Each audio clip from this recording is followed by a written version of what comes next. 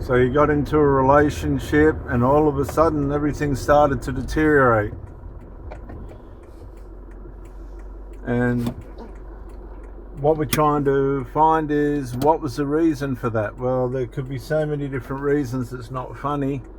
If the person hasn't given you closure, that's going to be a hard one, but most of the time we have a good idea. Some people are very covert and they're evil. They won't share what evil they're up to and what they're doing. They lose the value for the relationship. They start to sabotage who they are by their behavior against the relationship. This brings them into a debit relative to their integrity and who they are and how responsible they are. They're the liars and the cheaters and the schemers, and they're everywhere. Another thing could be one of my favorites, which I see all the time and deal with people with all the time, is family interferences. I yawn when I say it because it's so bad. It's rampant. People haven't got boundaries in their families. They enmesh and then they meet someone outside the family, and there's all these intrusions into the privacy of the relationship. And things just go down the tubes. It's bad. That one's really bad. And that's very covert, the family enmeshment, intrusion into a relationship. And it's savage as well, because people are fighting for supply. They want their supply. Then we have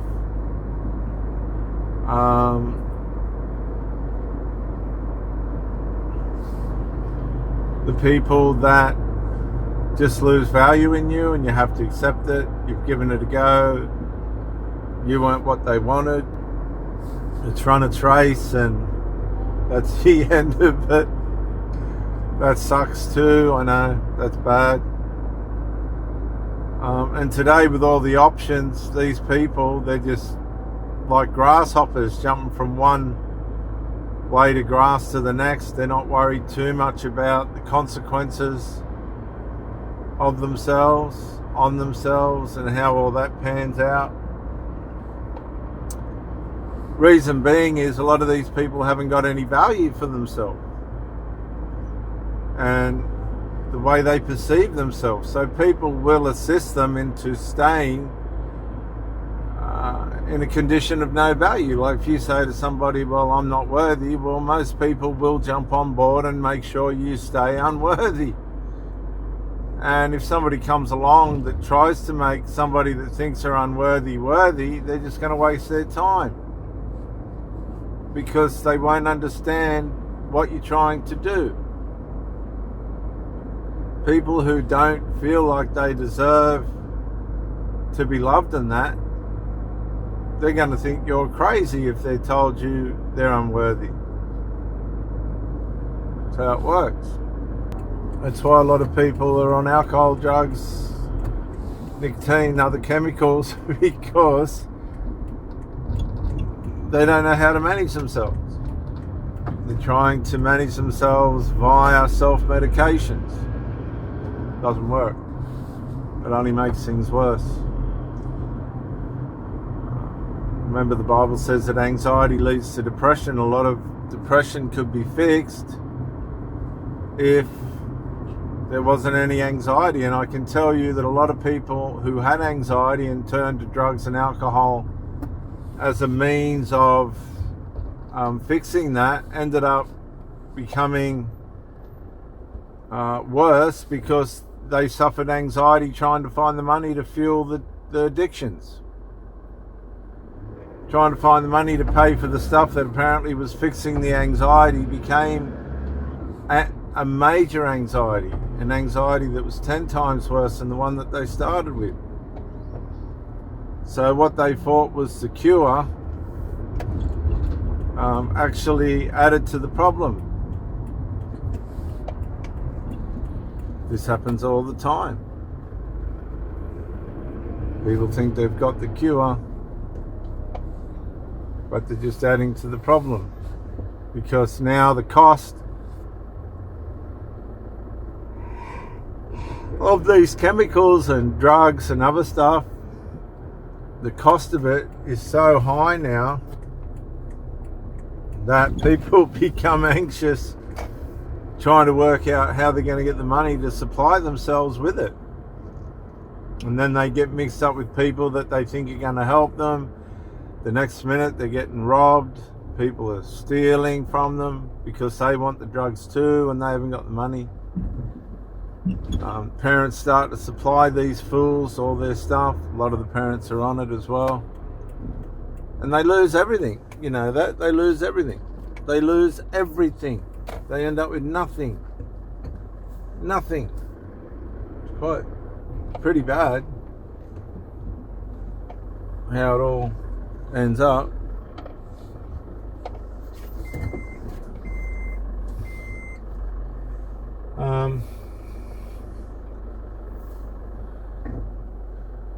And again, this happens all the time.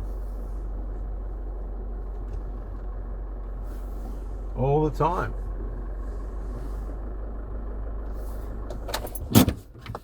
And people end up robbed, cheated, stolen from. So if you don't resolve the issue the way that you should,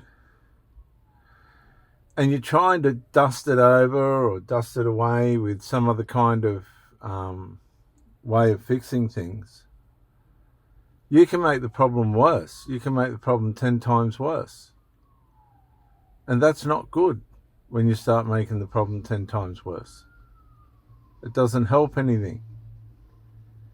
And the next thing you know, you've got more problems, more health problems, more stress, more anguish.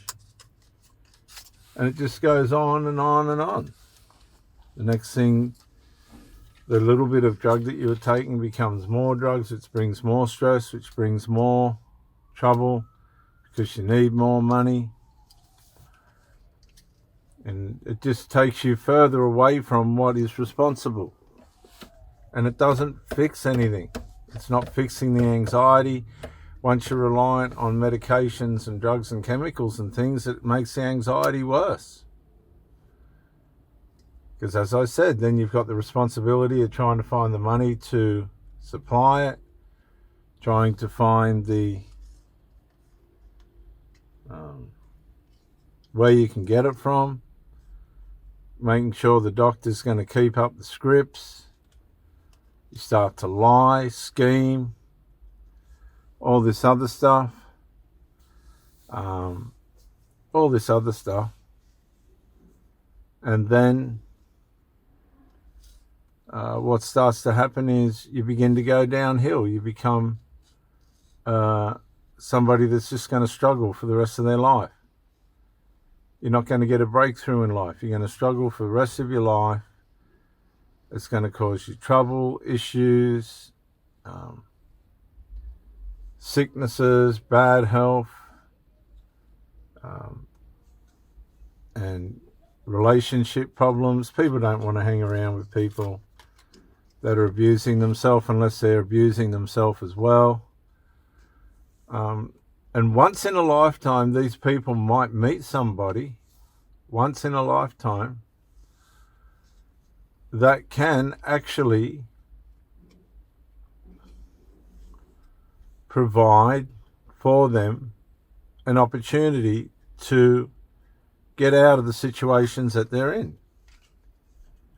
Somebody comes along just by chance, by random fluke, that's got their life in order. They're willing to walk beside you to help you come out of your stupor. It could be religious as well. A lot of these people that are in religions have gotten so mixed up and messed up with it. They've lost their identity. They've lost their way of going about life. They've lost their themselves in it.